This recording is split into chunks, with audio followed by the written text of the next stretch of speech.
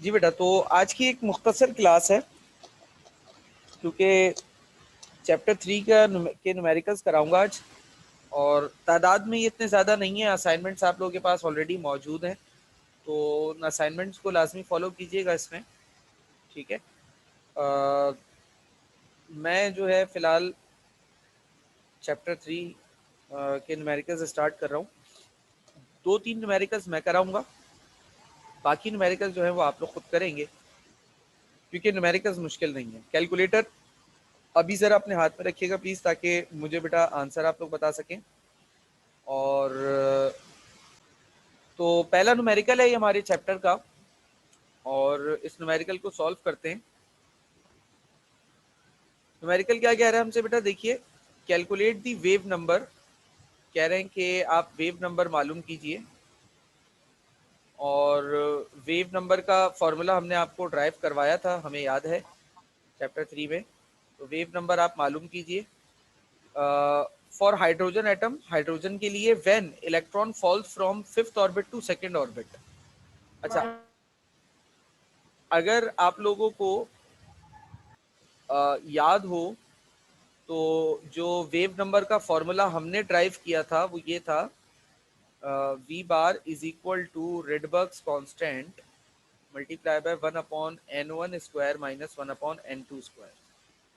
अब इसमें ये जो दो वैल्यूज थी n1 और n2, ये बेसिकली शेल थे, शेल नंबर 1 और शेल नंबर 2। अब इलेक्ट्रॉन जहां से आ रहा है जिस शेल से, वो n2 है, और इलेक्ट्रॉन जिस शेल में जा रहा है वो है n1। तो उस हिसाब से मुझे आप जरा बताइएगा कि n1 की वैल्यू क्या होगी और n2 की वैल्यू क्या होगी, सवाल में जल्दी से। सर N1 5 होगा और N2 2 होगा। n1 2 होगा बेटा और n2 5 होगा। ओ हाँ, सही सही, ठीक है। अच्छा जी, 109678 सेंटीमीटर इनवर्स, ये रेडबर्ग्स कांस्टेंट की वैल्यू आ गई। अब सिंपली क्या करना है, फॉर्मूला में जस्ट वैल्यूज पुट करनी है। तो V bar is equal to 10678 और 1/, n1 जो है वो 2 का स्क्वायर है, माइनस 1/5 का स्क्वायर। बेटा इनको मल्टीप्लाई डिवाइड कीजिए और काइंडली मुझे आंसर बताइए।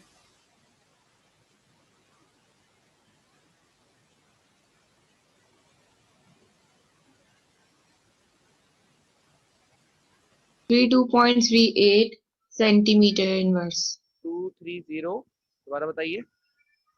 32.38। 32.38। गुड, सेंटीमीटर इनवर्स, ये आ गया इसका आंसर। तो ये हो गया सॉल्व। अच्छा, अब न्यूमेरिकल का सॉल्यूशन आप लोग देख रहे हो कि बहुत छोटा सा है। तो अमूमी तौर पे न्यूमेरिकल या तो एमसीक्यू में आ जाता है या फिर 2 नंबर के लिए आ जाता है, 2 नंबर से ज़्यादा के लिए नहीं आता क्योंकि इतना बड़ा न्यूमेरिकल ये है ही नहीं। अच्छा, अब दूसरा वाला सवाल देखो क्या है। बस ये 2 सवाल कराऊंगा, इसके बाकी पार्ट्स आप लोग खुद करोगे। Calculate the radius of second orbit. Second orbit का रेडियस मालूम करें, R2 कह रहा हूँ, ठीक है, of hydrogen atom, hydrogen atom का, इन एंगस्ट्रॉम यूनिट्स। अच्छा, ये कैलकुलेशन जो है वो एंगस्ट्रॉम यूनिट्स में होनी चाहिए, और एंगस्ट्रॉम यूनिट्स मैंने आप लोगों को बताया था थ्योरी पढ़ाते वक्त भी, अभी फिर बता दूंगा। इसमें एच की वैल्यू दी हुई है, प्लैंक्स कांस्टेंट की वैल्यू क्या है, 6.625 एक्सपोनेंट माइनस 27 अर्ग into second. Mass of electron दिया हुआ है, मास ऑफ इलेक्ट्रॉन जो है वो 9.11 एक्सपोनेंट माइनस 28 ग्राम। और चार्ज ऑफ इलेक्ट्रॉन जो है वो दिया हुआ है 4.8 एक्सपोनेंट माइनस 10 ESU। अच्छा, ये जो वैल्यूज दी हुई है ना, मतलब प्लैंक्स कांस्टेंट की या मास ऑफ इलेक्ट्रॉन की या इलेक्ट्रॉन के चार्ज की, ये वैल्यूज स्टैंडर्ड वैल्यू में नहीं है। अगर आप लोग गौर करो तो SI यूनिट्स में नहीं है, ये ब्रिटिश इंटरनेशनल यूनिट्स में है। तो आपको सॉल्व इसी वैल्यूज के हिसाब से करना पड़ेगा। आप SI यूनिट वाली वैल्यूज पुट नहीं कर सकते क्योंकि इसने सवाल में यही वाली वैल्यूज दी है। ठीक है ना, तो आपको भी सॉल्व इसी हिसाब से करना पड़ेगा। खैर कर लेते हैं, कोई इशू नहीं है, आखिर में कन्वर्जन कर लेंगे एंगस्ट्रॉम यूनिट्स में, समझता नहीं होता। तो रेडियस का फॉर्मूला जो मैंने आपको ड्राइव करवाया था बेटा वो ये था r is equal to N square H square upon 4 pi square m Z E square. ये मैंने फॉर्मूला आपको ड्राइव करवाया था। अब कुछ नहीं करना, सिंपली रेडियस का फॉर्मूला है तो वैल्यू पुट कर लेते हैं। अच्छा, अब इसमें दूसरे शेल का रेडियस मालूम करना है तो n मस्ट बी 2। n क्या होना चाहिए? n 2 होना चाहिए। तो 2 का स्क्वायर और h जो है वो प्लैंक्स कांस्टेंट है। ये क्या है? 6.625 एक्सपोनेंट माइनस 27 इसका स्क्वायर डिवाइडेड बाय 4। तो कांस्टेंट है, ऐसे ही रहने दीजिए। पाई स्क्वायर ये भी कांस्टेंट है, ऐसे ही रहने देते हैं। मल्टीप्लाई बाय m की वैल्यू पुट कर लीजिए बेटा, क्या है? 9.11 एक्सपोनेंट माइनस 28, ठीक है। और मल्टीप्लाई बाय z। अच्छा, चूंकि बात हो रही है हाइड्रोजन एटम की तो z का मतलब होता है नंबर ऑफ प्रोटॉन। याद रखिएगा, z का मतलब क्या होता है? Number of proton. तो z क्या होगा बेटा? 1 होगा। वो आ गया 1 मल्टीप्लाई बाय ई स्क्वायर। ई की वैल्यू ये रही 4.8 एक्सपोनेंट माइनस 10 का स्क्वायर। अब बेटा इन सबको मल्टीप्लाई डिवाइड कीजिए और मुझे रेडियस का आंसर बताइए क्या आ रहा है।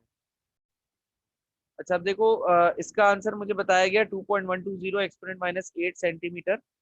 और जब मैं इस लेक्चर की आपको थ्योरी करवा रहा था तब मैंने आपको एक बात बताई थी कि एक्सपोनेंट माइनस 1 एंगस्ट्रम यूनिट जो है वो एक्सपोनेंट माइनस 10 मीटर्स या एक्सपोनेंट माइनस 8 सेंटीमीटर्स के बराबर होता है। तो इस एक्सपोनेंट माइनस 8 सेंटीमीटर्स को हम रिप्लेस कर देंगे एंगस्ट्रम यूनिट से। तो 2.120 एंगस्ट्रम यूनिट्स यहाँ पर ये बन जाएगा। Is that clear? जी सर। अब इसके इस तरह के जो बाकी न्यूमेरिकल्स हैं वो आप लोग करेंगे। मैं जरा इस इलेक्ट्रॉनिक कॉन्फ़िगरेशन वाले क्वेश्चन पर आ जाता हूँ और इसको समझाता हूँ। बेटा पेपर में हर साल हमारे पास क्वेश्चन आता है और क्वेश्चन में क्या होता है कि वो कुछ इलेक्ट्रॉनिक कॉन्फ़िगरेशंस हमें करके दे देते हैं और वो इलेक्ट्रॉनिक कॉन्फ़िगरेशंस गलत होती हैं। हमसे कहा यह जाता है कि हम पहले तो ये बताएं कि उस इलेक्ट्रॉनिक कॉन्फ़िगरेशन में कौन सा रूल वायोलेट हुआ है। पहली बात ये बताएं। दूसरी बात ये बताएं कि वो उस एटम की सही इलेक्ट्रॉनिक कॉन्फ़िगरेशन क्या है। ठीक है, तो अब हम वो देख लेते हैं। हमारे पास रूल्स कितने हैं? हमारे पास 4 रूल्स है बेटा। सबसे पहला था Pauli's exclusion principle. In an atom no two electrons can have same set of 4 quantum numbers. Pauli's exclusion principle. फिर n+l रूल था। वो ये कह रहा था कि electron would first fill in those orbitals which have lower value of n plus l. If the orbitals have same value of n plus l, then electron would fill in the orbital who has lower value of n. फिर आया हमारे पास ऑफ-बॉ principal. ऑफ-बॉ principal ये कह रहा था कि electron would fill in orbitals in increasing order of energy. Increasing order of energy में electron fill होते हैं। और चौथा रूल जो था हमारे पास वो था हुन्स रूल। हुन्स रूल हमें ये बता रहा था कि if atom have if electrons have available orbital of same energies then electron would like to live in separate orbitals। बेटा एक मिनट रुकिएगा, सर की कॉल आ रही है। अच्छा बेटा, तो ये 4 रूल्स है। अच्छा, इन 4 रूल्स में से एक बात मैंने आपको कल उसी दिन बता दी थी जब ये रूल्स पढ़ा रहा था कि n+l और ऑफ-बो का तो पेयर है, यानी कि ये दोनों एक साथ ही चलते हैं। तो टोटल 3 रूल्स की वायोलेशन बचती है आपके पास। ये दोनों तो एक साथ ही चलते हैं ना, तो 3 रूल्स की वायोलेशन बचती है। अब आ जाते हैं हम अपने सवाल की तरफ। तो यहाँ पर ये एक कॉन्फ़िगरेशन लिखी हुई है 1s2 2s2 2s3। ये इलेक्ट्रॉनिक कॉन्फ़िगरेशन गलत है। अच्छा, इसमें वायोलेट क्या हुआ है? इसमें वायोलेट हुआ है पॉलीज एक्सक्लूजन प्रिंसिपल। ठीक है, अब मुझे कैसे पता चला सर? क्या जुगाड़ लगाई आपने? बेटा जुगाड़ अभी आपको सिखाते हैं। इसकी सही इलेक्ट्रॉनिक कॉन्फ़िगरेशन मुझे बता दें पहले, फिर मैं इसकी जुगाड़ बताता हूँ। क्या होगी जल्दी बताओ।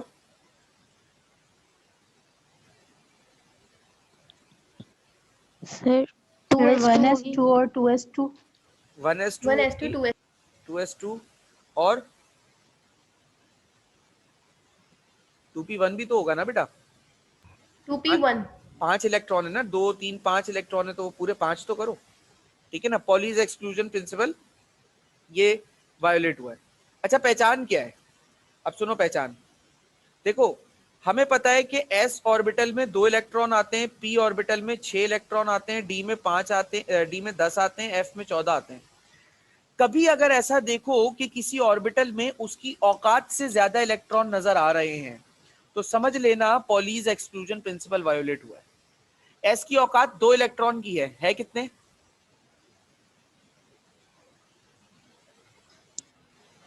कितने हैं यहाँ पर? 3. 3 है ना, 3। मतलब उसकी औकात से ज्यादा है, तो इसका मतलब पॉली वायोलेट हुआ है। आंख बंद करके पॉली लिखना, सही इलेक्ट्रॉनिक कॉन्फ़िगरेशन कर दे। अब आ जाते हैं दूसरे पर, 1s2 2s2 2p6 3s2 3p6 3d4 4s1। कुछ गड़बड़ लग रही है इसमें, क्या गड़बड़ लग रही है?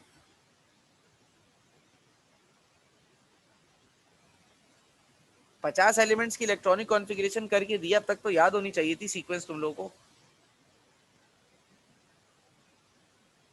क्या सर गड़बड़ नजर आ रही? 3D 3D क्या? 3D 10 होना चाहिए, कम है। 3D, सर 3D से पहले 4S आएगा। 3D से जी पहले 4s आएगा, ये गलती है। बिल्कुल सही आइडेंटिफाई किया, very good. I think Varisha ने आइडेंटिफाई किया ये, तो ये बिल्कुल सही है बेटा। 3D से पहले 4s आएगा। ऑफ बॉ के मुताबिक पहले लो एनर्जी में इलेक्ट्रॉन जाता है, फिर हाई में जाता है। n+l के मुताबिक भी सेम बात है, बस वहां पे n और l का गेम है। तो यहां पर कौन सा रूल वायोलेट हो रहा है? यहां पर n+l रूल, n+l रूल, और n+l के साथ दुमछल्ला बनकर कौन चलता है बेटा? ऑफ बॉ। ऑफ बॉ प्रिंसिपल वायोलेट हो रहे हैं यहाँ पर, ठीक है ना। ये दोनों वायोलेट हो रहे हैं, आपने बता दिया। अब इसकी सही कॉन्फ़िगरेशन क्या है? 1s2 2s2 2p6 3s2 3p6। यहां तक तो सही आया इंसानों की तरह, यहां के मसला हुआ है ना। आना चाहिए था पहले 4s को, और 4s में कितने इलेक्ट्रॉन आएंगे बेटा? 2 आएंगे। देखो यहाँ पर एक जी सर 2 इलेक्ट्रॉन है ना, आएंगे। जी सर 4s 2 में कितने आ आएंगे। जाएंगे? 2 आ जाएंगे। और 3d में कितने जाएंगे फिर? 10 नहीं नहीं नहीं, 4 जाएंगे। 3 3। यहाँ एक इलेक्ट्रॉन ज्यादा चला गया ना, पहले 4s तो भर लो, फिर d की बात होगी ना, 3 ठीक है ना। तो सही। 4s2 3d3 ये बनेगी। ये बात समझ में आ रही है बेटा? इसमें कोई कंफ्यूजन तो नहीं है किसी को? No sir. अच्छा अब ये तीसरे वाली कॉन्फ़िगरेशन में बताओ क्या वायोलेट हो रहा है?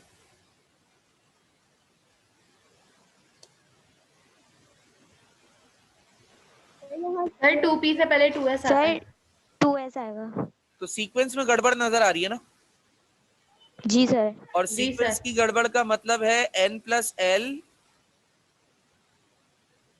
और आप बोलो। और ऑफ बॉ में से वायोलेशन हुई है, ठीक है। अब ये वायोलेट हुआ है, तो कॉन्फ़िगरेशन क्या बन गई? 1s2 2S2 बस, और ठीक है। बस यही है। 4 ही इलेक्ट्रॉन है ना, 1s2 2s2 पे खत्म, ठीक है। अच्छा अब चौथे वाले में क्या वायोलेट हो रहा है भाई?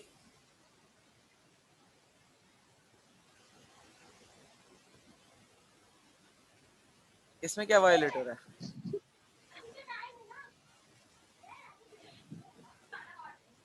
इसमें वायोलेट हो रहा है Hund's rule. Hund's rule violet हो रहा है।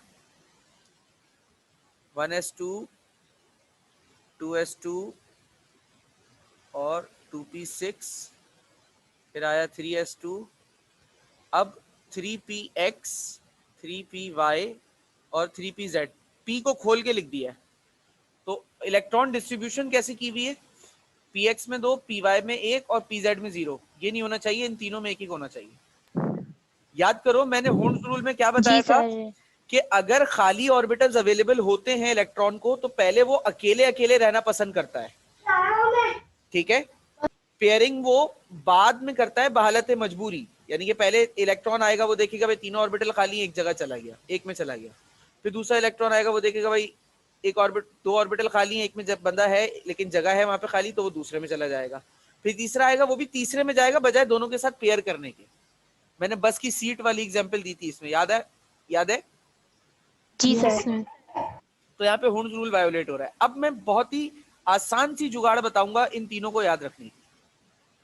देखो, अगर औकात से ज्यादा इलेक्ट्रॉन किसी ऑर्बिटल में नजर आए तो समझ लेना पॉली वायोलेट हुआ है। अगर सीक्वेंस आउट नजर आए तो समझ लेना n+l रूल या ऑफ बो प्रिंसिपल है। और अगर px p मतलब x y z करके px py pz करके लिखा हुआ नजर आ रहा है तो समझ लेना हुंस रूल वायोलेट हुआ है। हो गया आसान? जी सर। yes sir. तो बस ये चीज इसको कर लो इस तरीके से, और बस ये वाली बात थी। बाकी जो सारे सवालात हैं ये न्यूमेरिकल्स हैं इसके, वेव नंबर के, रेडियस के, ये जरा सॉल्व कर लीजिएगा। आखिर में ये एक सवाल है, और ये arrange the following orbitals on the basis of increasing order of n+l। इन सारे ऑर्बिटल्स का n+l निकालना। ये जो बड़ा नंबर दिया हुआ है ये n की वैल्यू है, और d की वैल्यू l की 2 होती है, s की 0 होती है, p की 1 होती है, सही है ना? इनको पुट करके n+l निकालना। जिसकी n+l की वैल्यू सबसे कम आएगी उसे सबसे पहले लिखना, जिसकी उससे ज्यादा आएगी उसको उसके बाद लिखना, जिसकी उससे ज्यादा आएगी उसको उसके बाद लिखना। इस तरीके से इंक्रीजिंग ऑर्डर में इनको लगा देना। और ये वाला जो सवाल है आखिरी वाला, ये बिल्कुल ऐसा ही है जैसा अभी मैंने करवाया है, लेकिन ये मैं इसलिए नहीं करवा रहा कि इसकी प्रैक्टिस तुम लोग खुद करना, ताकि तुम लोग को भी रूल्स याद हो जाएं कि किस तरीके से क्या टेक्निक है। ठीक है भाई? और बाकी ज्यादातर जो न्यूमेरिकल्स हैं वो उसमें वो वेव नंबर और रेडियस वाली हैं कहानियां घूम फिर के। तो मैं चाहूंगा कि ये न्यूमेरिकल्स अब बाकी जो है वो आप लोग कर लें।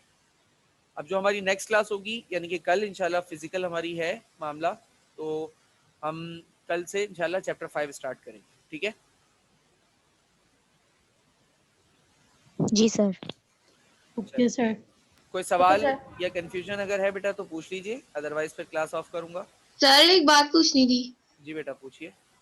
सर आपने रेडियस के फॉर्मूले में ये भी तो लिखवाया था कि n का स्क्वायर इनटू एमस्टर्न वाला फॉर्मूला, तो हम वो वाला यूज नहीं कर सकते रेडियस मालूम करने के लिए? बेटा उसके वो वाला फॉर्मूला हम तब यूज करेंगे जब मैं तुम्हें उसके सवाल पर ले जाता हूँ। एक मिनट, देखो इसमें बोहर्स रेडियस इज 0.529। यहाँ पे आपको वो बोहर्स रेडियस बता रहा है, ए नॉट की वैल्यू बता रहा है, और कह रहा है सेकंड ऑर्बिट की रेडियस निकाल दो, तो ये वाला फॉर्मूला यूज कर सकते हैं।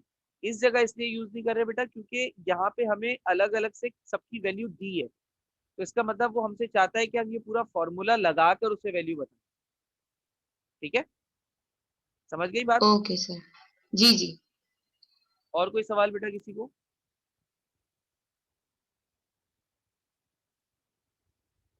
बेटा और कोई सवाल? No sir.